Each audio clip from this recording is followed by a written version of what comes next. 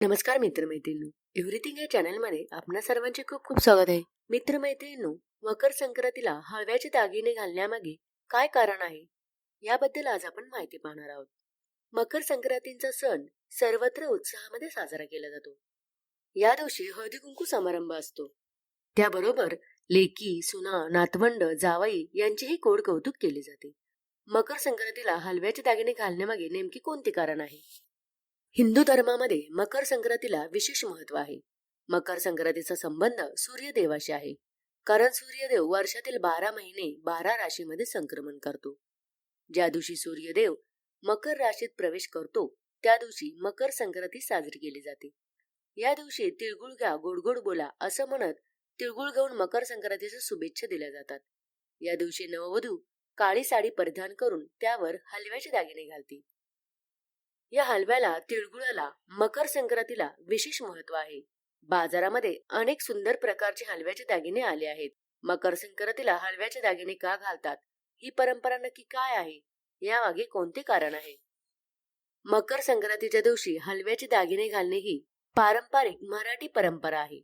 या सणासोबत कापणीच्या हंगामाची सुरुवात होते. मकर संक्रांतीला हलव्याच्या दागिन्यांना महत्व आहे. या दिवशी काही लोक हलव्याच्या गोड पदार्थांचा उपयोग करून विविध प्रकारचे दागिने तयार केले जातात. या दागिन्यांचा वापर पारंपरिक पूजा, विवाह सोहळे आणि इतर धार्मिक कार्यांसाठी केला जातो. साधारणतः तिळाच्या गुळाचा हलवा व दागिन्यामध्ये वापरण्याचा मुख्य उद्देश त्यामागे असतो. याला हलवा हार म्हणूनही ओळखले जाते.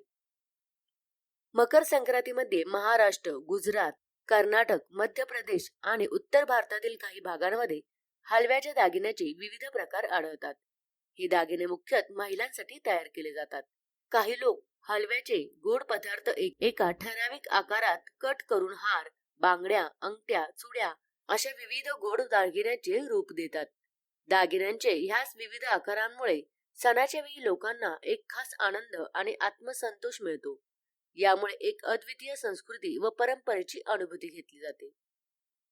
नवविवाहित जोडपे, नवजात मुलं आणि गर्भवती स्त्रिया सहसा हलव्याचे दागिने घालतात. हलव्याच्या दागिन्यांमध्ये हार, मुकुट, नथ, कानातले, केसांची ज्वेलरी, कमरबंद, बांगड्या आणि अंगठ्यांचा समावेश केला जातो. लहान साखरयुक्त पांढऱ्या हलव्याला इमिटेशन ज्वेलरीसह एकत्र करून हे दागिने बनवले जातात. हलव्याचे दागिने परिधान करणाऱ्या भविष्यातील आशीर्वादाच्या आशेचे प्रतीक आहे. मकर संक्रांतीच्या दिवशी स्त्रिया हलव्याचे दागिने घालून नवीन वर्ष गोड आणि आनंदाचे जावे म्हणून प्रार्थना करतात. मात्र काळाच्या बदलासोबतच हलव्याच्या दागिन्यांमध्ये देखील काही बदल घडले आहेत. पूर्वी हलव्याच्या दागिन्याची बनावट साधी होती, परंतु आजकाल त्यात जास्त सर्जनशीलता, आधुनिक डिझाईन आणि रंगाची भर घालण्यात आलेली आहे. हलव्याच्या दागिन्यामध्ये लोखंड, चांदी आणि सोन्याचा वापर केल्याने त्यात अधिक आकर्षक येते. हलवा हारला आधुनिक डिझाईनची जोड देणे, सोने चांदीच्या सुईने सजवलेले हलवे तिळाच्या गुळाच्या कणाच्या स्वरूपात आकर्षक बनवले जातात.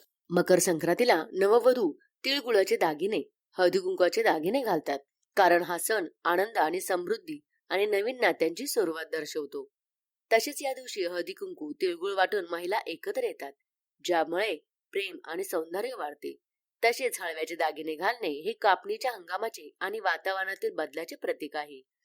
हे नवदाम्पत्यांसाठी शुभ मानले जाते. मकर संक्रांतीला हळदी कुंकू वाटणे आणि त्यात तिळगुळाचे दागिने वापरणे ही एक परंपरा आहे. हे नात्यामधील गोडवा आणि प्रेम दर्शवते.